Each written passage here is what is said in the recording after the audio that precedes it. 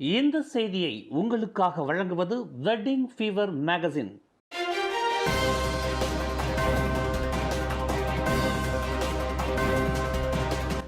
வணக்கம். திசைகளின் 10 மணி செய்திகள். வேப் மின்னியல் சிகரெட்டை தடை செய்ய சுகாதார அமைச்சு தயார். மக்களின் உடல் ஆரோக்கியத்திற்கு கேடு விளைவிக்கும் சிகரெட் வரிசையில் ஆக கடைசி பரிணாமமாக உருவெடுத்துள்ள வேப் மின்னியல் சிகரெட் தடை செய்யப்படுவதை பரிசீலிக்க மலேசிய சுகாதார அமைச்சு தயாராக இருப்பதாக அதன் அமைச்சர் டத்து ஸ்ரீ ஜுல்கிஃப்லி அஹ்மத் தெரிவித்துள்ளார். வேப் மின்னியல் சிகரெட்டை சில நாடுகள் தடை செய்துள்ளன. அதேபோன்று மலேசியாவும் அந்த நவீன சிகரெட்டை தடை செய்வது குறித்து பரிசீலிக்க தயாராக இருப்பதாக அமைச்சர் குறிப்பிட்டார். தற்போது அவ்வகை சிகரெட்டின் பயன்பாட்டை சுகாதார அமைச்சு அணுக்கமாக கண்காணித்து வருகிறது. அவசியம் ஏற்படும் பட்சத்தில் அதனை தடை செய்வதை பரிசீலிக்கவும் சுகாதார அமைச்சு தயாராக இருப்பதாக ஜுல்கிஃப்லி அஹ்மத் குறிப்பிட்டார். டீசல் உதவித்தொகை கேட்டு விண்ணப்பம் செய்தவர்களில் கடந்த ஜூன் 3ஆம் தேதி வரை அங்கீகரிக்கப்பட்ட விண்ணப்பதாரர்களுக்கு வரும் ஜூன் 10ஆம் தேதி பணம் பட்டுவாடா செய்யப்படும் என்று இரண்டாவது நிதி அமைச்சர் டத்து ஸ்ரீ ஹம்சா அசிசான் அறிவித்துள்ளார். வரும் திங்கட்கிழமை கிட்டத்தட்ட 30,000 பேருக்கு முதல் கட்டமாக தலா 200 வெள்ளி வழங்கப்படும் என்று அவர் குறிப்பிட்டுள்ளார். இந்த உதவித்தொகை சம்பந்தப்பட்டவர்களுக்கு மாதந்தோறும் வழங்கப்படும் என்று அவர் தெரிவித்துள்ளார். ஈப்போ சிம்பாங் புலாய் கேமரன் ஹைலண்ட்ஸ் சாலையில் இன்று காலை 11:30 மணியளவில் நிகழ்ந்த விபத்தில் 2 பெண்கள் உயிர் இழந்தனர். டொயோட்டா அவான்சா காரில் பயணம் செய்த அவ்விரு பெண்களும் சம்பவ இடத்திலேயே மாண்ட வேளையில் அந்த காரில் பயணம் செய்த 65 வயது முதியவர் மற்றும் 4 வயது 2 பெண் பிள்ளைகள் கடும் காயங்களுக்கு ஆளாகினர். அவர்கள் பயணம் செய்த டொயோட்டா அவான்சா காரை டயர்களை ஏற்றிச் சென்ற லாரி மோதியதாக கூறப்படுகிறது. வாகனத்தின் இடிபாடுகளுக்கு இடையில் சிக்கிய 2 பெண்களின் உடல்களை மீட்பதற்கு தீயணைப்பு மீட்பு படையினர் பிரத்யேக சாதனங்களை பயன்படுத்தினர். கில்லான் தஞ்சோங் ஹரப்பன் கம்போங் பாகான் ஹைலாம் அருகில் கடலோர பகுதியில் மனித எலும்புக்கூடு ஒன்று கண்டுபிடிக்கப்பட்டிருப்பது அப்பகுதியில் பெரும் பரபரப்பை ஏற்படுத்தியுள்ளது. இன்று பிற்பகல் 2 மணியளவில் சிதறிய நிலையில் அந்த மனித எலும்புக்கூட்டை கண்ட வட்டார மக்கள் இதுகுறித்து போலீசாருக்கு தகவல் கொடுத்ததாக வடகில்லான் மாவட்ட போலீஸ் தலைவர் எஸ் விஜயராவ் தெரிவித்தார். தங்கள் குடும்ப உறுப்பினர்கள் யாரும் காணவில்லை என்றால் போலீசாருடன் தொடர்பு கொள்ளுமாறு பொதுமக்களை அவர் கேட்டுக்கொண்டார். மலாக்கா மாநில டிஏபி தலைவர் டத்தோ தே காக் வியூ பதவி விலகியதை தொடர்ந்து அதன் உதவி தலைவர் கூ போய் தியாங் மாநிலத்தின் புதிய தலைவராக தேர்ந்தெடுக்கப்பட்டுள்ளார். நேற்று வெள்ளிக்கிழமை நடைபெற்ற மலாக்கா மாநில செயற்குழு கூட்டத்தில் மாநில டிஏபி தலைவர்களால் கூ போய் தியாங் ஏகமனதாக தேர்வு செய்யப்பட்டுள்ளார் என்று மாநில துணை பொதுச் செயலாளர் ஜி சாமிநாதன் தெரிவித்தார். 54 வயது கூ போய் தியாங் கடந்த 2008ஆம் ஆண்டு முதல் 2018ஆம் ஆண்டு வரை ஐர்கரோ சட்டமன்ற உறுப்பினராக பதவி வகித்த பின் 2018ஆம் ஆண்டு முதல் கோத்தமலாக்கா நாடாளுமன்ற உறுப்பினராக இருந்து வருகிறார்.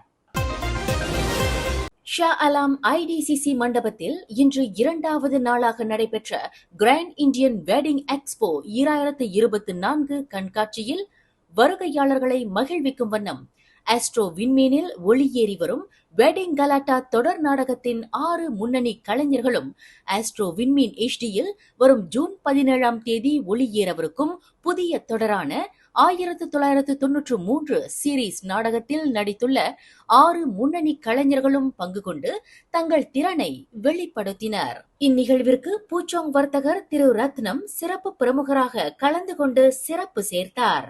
வெட்டிங் கலாட்டா தொடர் நாடகத்தில் நடித்து வரும் ஜேம்ஸ், லிஷா, தாஷா, பவித்ரா, கஜேன் மற்றும் லலிதா ஆகியோர் கிராண்ட் இந்தியன் வெட்டிங் எக்ஸ்போவில் அமைக்கப்பட்ட பிரதான மேடையில் தங்களை அறிமுகப்படுத்திக் கொண்டதுடன் அந்த நாடகத்தில் நடித்த சுவையான மற்றும் மறக்க முடியாத அனுபவங்களை பகிர்ந்து கொண்டனர்.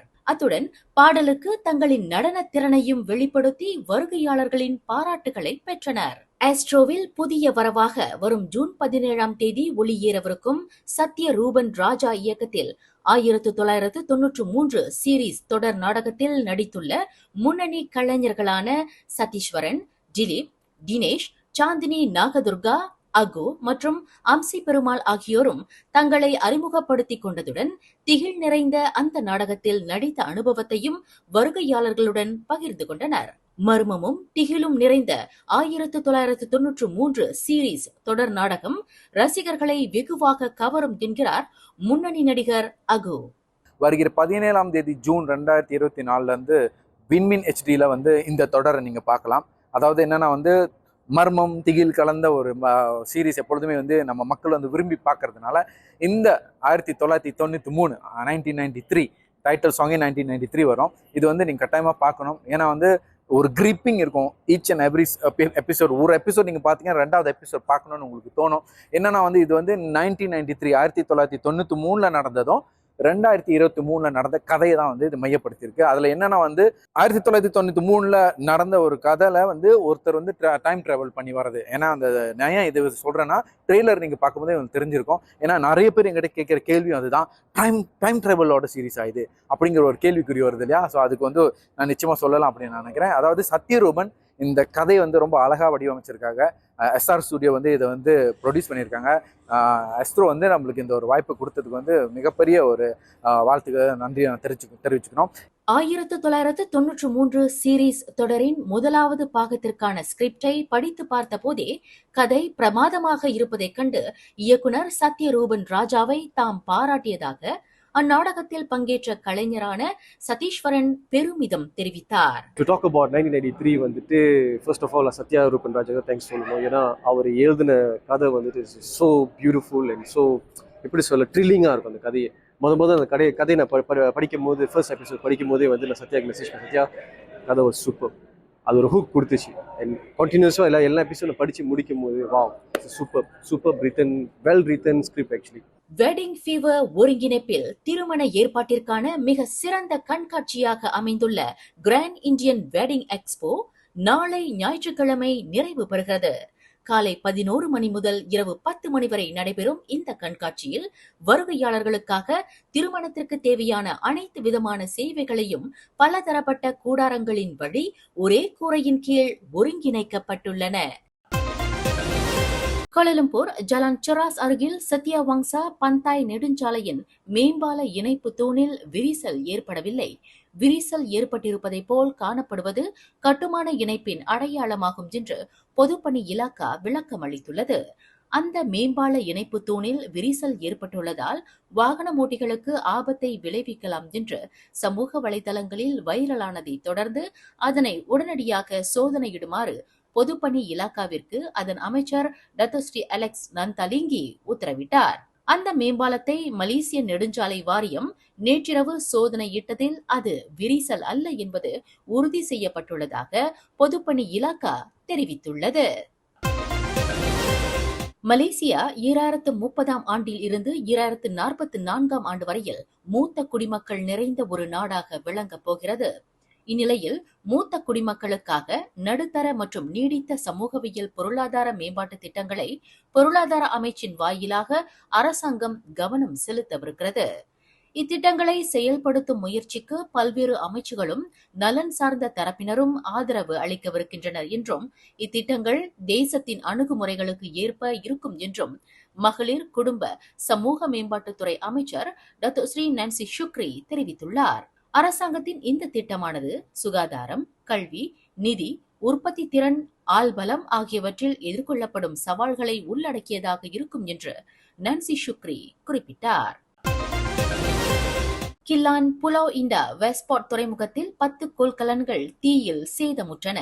இத்தீச்சம்பவம் தொடர்பில் இன்று பிற்பகல் 1:40 மணியளவில் ஓர் அவசர அழைப்பை தாங்கள் பெற்றதாக ஸ்லாங்கோர் மாநில தீயணைப்பு மீட்புப் படை இலாகா இயக்குநர் முகமது ரசாலி இஸ்மாயில் தெரிவித்தார். பாட்லாங், சுங்காய் பினாங், அண்டாலாஸ் மற்றும் ஷா அலாம் ஆகிய நிலையங்களிலிருந்து சம்பவ இடத்திற்கு விரைந்த 24 வீரர்கள் தீயை அணைக்க முற்பட்டதாக அவர் குறிப்பிட்டார். இச்சம்பவத்தில் 40 அடி அளவை கொண்ட 10 கொள்கலன்கள் சேதமுற்றன. இதில் ஒரு கொள்கலன் 100 விழுக்காடு சேதமுற்றதாக முகமது தெரிவித்தார். ஜொஹர் பாரு பிளாசா சந்தோசாவில் நடைபெறுவதாக அறிவிக்கப்பட்டு சமூக வலைதளங்களில் பகிரப்பட்டு வரும் குடியுரிமை விண்ணப்பம் மீதான விளக்கமளிப்பு நிகழ்ச்சி தேசிய பதிவு இலாகா சம்பந்தப்பட்ட நிகழ்வு அல்ல என்று இன்று விளக்கமளிக்கப்பட்டுள்ளது. அதேவேளையில் இந்த நிகழ்வை ஏற்பாடு செய்தவர்கள் தேசிய பதிவு இலாக்காவிற்கு எந்த ஒரு அழைப்பையும் விடுக்கவில்லை என்று அந்த இலாக்கா வெளியிட்டுள்ள ஓர் அறிக்கையில் தெளிவுபடுத்தியுள்ளது.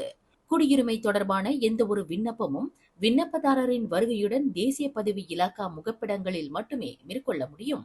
குடியுரிமை விண்ணப்பம் என்பது கூட்டரசு அரசியலமைப்பு சட்டம் மற்றும் நாட்டின் இறையாண்மை பாதுகாப்பை உறுதி செய்வதற்கு அமல்படுத்தப்பட்டு வரும் சட்டங்களை உள்ளடக்கியதாகும். இதனை தேசிய பதிவு இலாக்கா மட்டுமே மேற்கொள்வதற்கு அதிகாரத்தை கொண்டுள்ளது என்று அந்த இலாக்கா தெளிவுபடுத்தியுள்ளது. ஜொஹோர் இஸ்கண்டார் புத்ரி அருகில் 2வது லிங்க் நெடுஞ்சாலையின் 1.4வது கிலோமீட்டரில் இன்று அதிகாலை 2:20 மணியளவில் நிகழ்ந்த விபத்தில் சிங்கப்பூர் மோட்டார் சைக்கிளோட்டி ஒருவர் உயிரிழந்தார். கார் ஒன்று திடுதிப்பென்று யூ-டர்ன் சாலையில் வளைந்தபோது அக்காரின் மீது மோட்டார் சைக்கிளோட்டி மோதி கடும் காயங்களுடன் சம்பவ இடத்திலேயே மாண்டதாக ஜொஹர் மாநில போலீஸ் தலைவர் கமிஷனர் எம். குமார் தெரிவித்தார். 40 வயது அந்த சிங்கப்பூர் பிரஜை சம்பந்தப்பட்ட இந்த விபத்து தொடர்பில் 1987ஆம் ஆண்டு போக்குவரத்து சட்டத்தின் கீழ் விசாரணை செய்யப்பட்டு வருவதாக கமிஷனர் குமார் குறிப்பிட்டார். மேலும் செய்திகளை தெரிந்து கொள்ள கீழே இருக்கும் பெல் பட்டனை அழுத்துங்கள். உங்கள் மகிழ்ச்சியை வெளிப்படுத்த லைக் மற்றும் ஷேர் செய்யுங்கள். தொடர்ந்து திசைகளோடு இணைந்திருக்க சப்ஸ்கிரைப்